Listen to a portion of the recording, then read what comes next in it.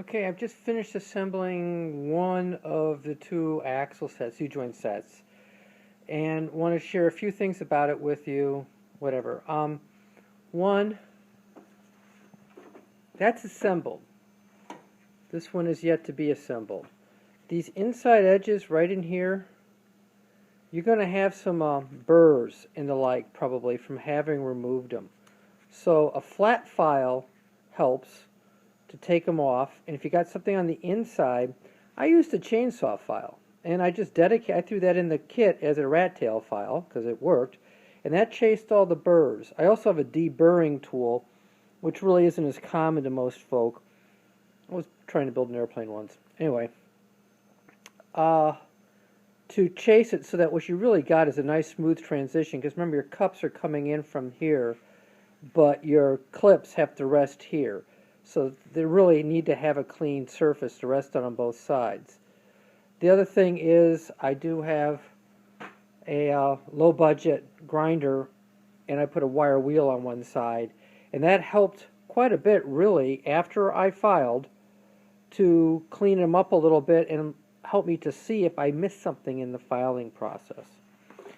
The other part is, here's the part we all recognize that's going to go in to the transmission. One, I cleaned everything with brake cleaner to get any kind of filings or stuff out. I mean, obviously there's a filter in the system, but I didn't want to put anything in that didn't belong in there. Secondly, that is a smooth surface. It does not have the cutouts on it that are on the transmission case. That's really a darn shame, because it would have been a lot easier to clean this part than the transmission case. But there you have it. But you can use a wire brush on this side.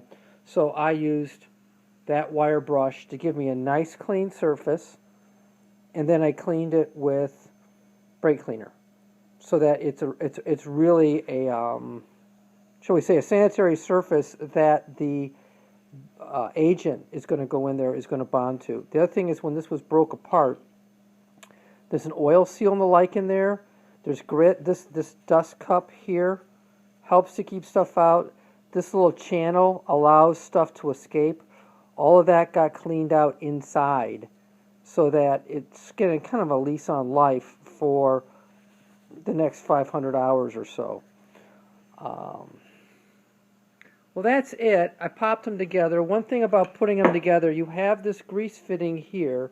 You need to protect it when you're trying to push that cup in, and that's where the socket comes in. You can either put it on like that or put it on like that, but that gives you a striking surface while protecting the cup. Find a socket. Actually, I could probably have gone with the bigger socket to put more of the force on the outside edges, but you need to have something to protect it, and a socket works great. I just happen to have deep wells, but a shallow would work just fine. In fact, it probably would have worked more easily. Adverbs tell how. And you only have to strike it in far enough. Let's get some light here. Bingo. Can you see that clip in there? The little dart. You see a rubber gasket. Rubber gasket. The metal of the cup. There's the clip. Once you see the ring for the clip come through, the groove, you've gone far enough. Put the clip in. Start to work on the other one.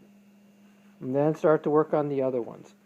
Don't forget, these are greased up already, and that's what holds the needle bearings in place. If you drop it, make sure you didn't lose a needle bearing. Better yet, don't drop it. You know, kind of goes without saying. So anyway, this one's done. Getting ready to do the other one. Ciao.